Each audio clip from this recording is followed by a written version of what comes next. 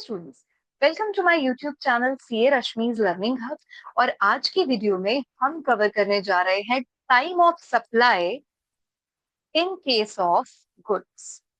तो जीएसटी के केस में टाइम ऑफ सप्लाई, सर्विसेज के केस में मैंने ऑलरेडी आपको पार्ट 1 में time of supply of services और टाइम ऑफ सप्लाई क्या होता है, क्यों हमें टाइम ऑफ सप्लाई जानना जरूरी है, ये सारे पॉइंट्स मैंने आपको पार्ट 1 में कवर किए थे, जिसका लिंक आपको मैं डिस्क्रिप्शन में शेयर कर दूंगी।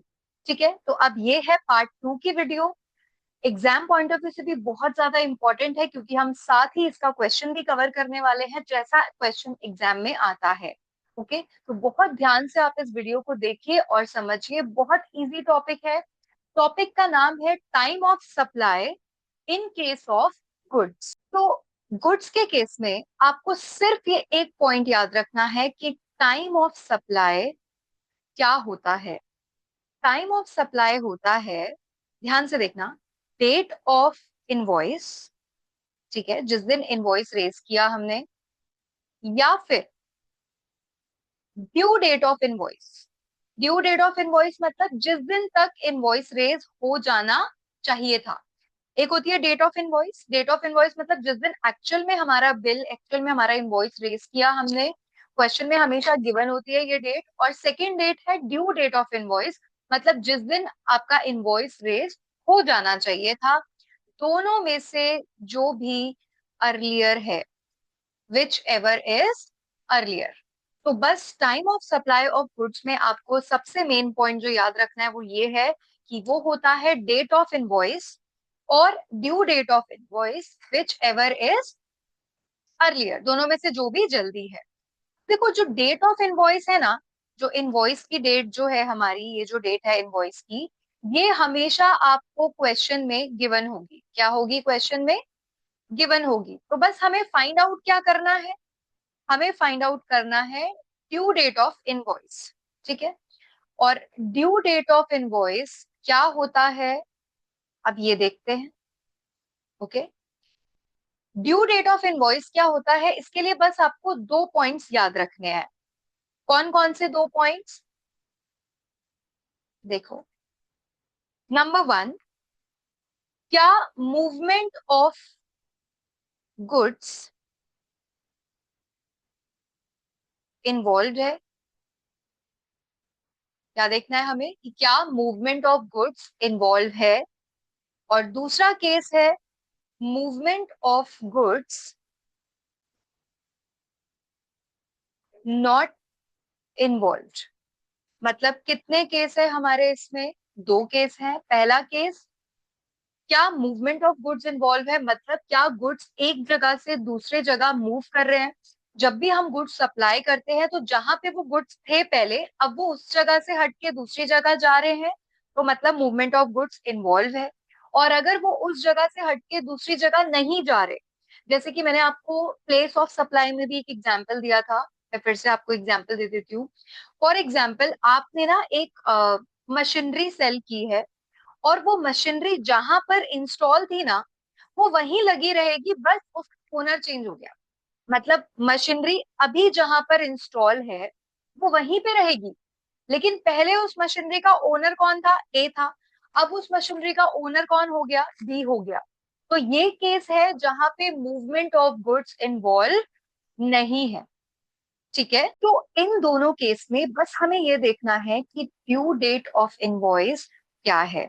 ठीक है, अब देखो, अगर मूवमेंट ऑफ गुड्स इन्वॉल्व है, मतलब गुड्स एक जगह से दूसरी जगह मूव कर रहे हैं, तो ड्यू डेट ऑफ इनवॉइस होगा date of removal of goods.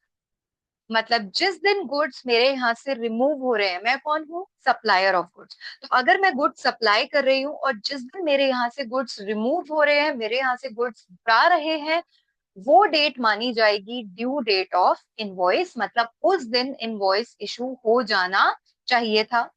दूसरा केस है, अगर मूवमेंट ऑफ गुड्स इन्वॉल्व नहीं है। अगर मूवमेंट ऑफ गुड्स इन्वॉल्व नहीं है, तो जिस दिन हमने गुड्स की डिलीवरी दे दी, डिलीवरी किसको दे दी? बायर को। या फिर making goods available to buyer. तो जिस दिन मैंने बायर को वो गुड्स अवेलेबल करवा दिए, मतलब गुड्स अपनी जगह पर ही है, पर मैंने बायर को ये बोल दिया या हमारे बीच में ये डिसाइड हो गया कि आज से ये गुड्स किसके हो गए, बायर के हो गए, तो उस दिन मैंने बायर को वो गुड्स क्या करवा दिए, अवेलेबल करवा दिए, तो वो डेट होगी ड्यू डेट ऑफ इनवॉइस। मतलब हमने डिस्कस किया कि टाइम ऑफ सप्लाई क्या है, टाइम ऑफ सप्लाई है डेट ऑफ इनवॉइस और ड्यू डेट ऑफ इनवॉइस, दोनों में से जो भी जल्दी है। ठीक है, डेट ऑफ इनवॉइस हमें क्वेश्चन में गिवन होगा, लेकिन ड्यू डेट ऑफ इनवॉइस हमें फाइंड आउट करना होगा। तो ड्यू डेट ऑफ इनवॉइस कैसे फाइंड आउट करेंगे, इसमें दो केसेस हैं, दो पॉसिबिलिटीज हैं। हम ये देख रहे हैं नॉर्मल सप्लाई ऑफ गुड्स। अगर मैं बात करूं कंटिन्यूअस सप्लाई की या अदर केसेस की, वो हम इस वीडियो में डिस्कस नहीं कर रहे हैं। इस वीडियो में हम डिस्कस कर रहे हैं नॉर्मल सप्लाई ऑफ गुड्स। अगर मूवमेंट ऑफ गुड्स इन्वॉल्व है, तो जिस दिन गुड्स हमारे यहाँ से रिमूव हुए वो डेट मानी जाएगी date of due date of invoice. और अगर मूवमेंट ऑफ गुड्स इन्वॉल्व नहीं है, गुड्स अपनी जगह पर ही है, तो जिस दिन हमने गुड्स की डिलीवरी कर दी या फिर जिस दिन गुड्स हमने बायर को अवेलेबल कर दिए, वो डेट मानी जाएगी ड्यू डेट ऑफ इनवॉइस। ठीक है, सिर्फ इतना सा आपको ध्यान रखना है और इसी के बेस पे क्वेश्चन पूछा जाएगा। और एग्जाम में, स्पेशली अगर मैं बात करूं टीवाई बीकॉम की, तो उनके एग्जाम में 100% क्वेश्चन ये आता है, गुड्स का आएगा या सर्विसेज के ऊपर आएगा। कई बार ऐसा होता है कि दोनों भी आ जाते हैं। तो time of supply of goods की अगर हम बात करें क्वेश्चन में, कैसे देखेंगे आइए देखते हैं। देखो ये रहा क्वेश्चन आपके सामने, determine the time of supply in the following cases.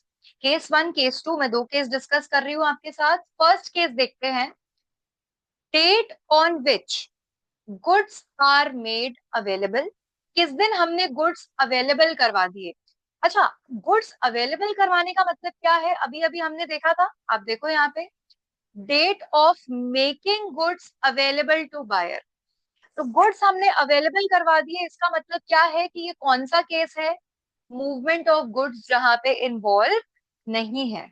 ठीक है, तो date of on which goods are made available, तो क्या हम बोल सकते हैं कि ये जो है date on which goods are made available, ये हम बोल सकते हैं ड्यू डेट ऑफ इनवॉइस हो गया, यस और नो। अगर हमें ये दे दिया कि गुड्स आर मेड अवेलेबल, इस दिन हमने गुड्स अवेलेबल करवा दिए, तो मतलब यही हमारा हो गया ड्यू डेट ऑफ इनवॉइस, 18 मई 2024। करेक्ट।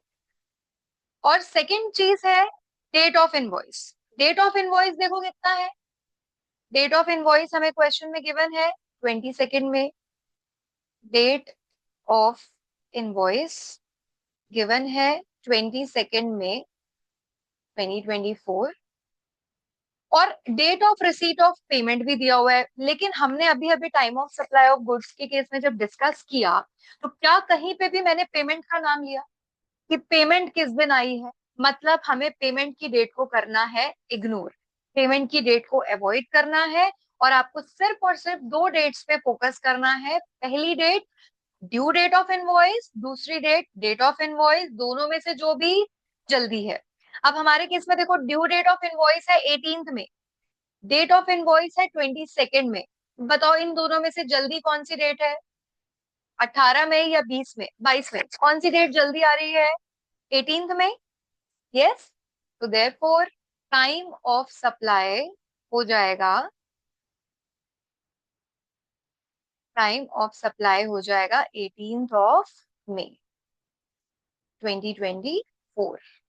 तो ये था फर्स्ट केस का आंसर, तो फर्स्ट केस का आंसर हो जाएगा 18 मई।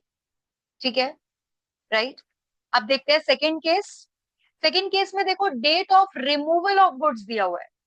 तो date of removal of goods किसके लिए रेलेवेंट होता है, जब मूवमेंट ऑफ गुड्स इन्वॉल्व होता है। अभी अभी डिस्कस किया था कि अगर मूवमेंट ऑफ गुड्स इन्वॉल्व होता है तो उस दिन गुड्स रिमूव होती हैं।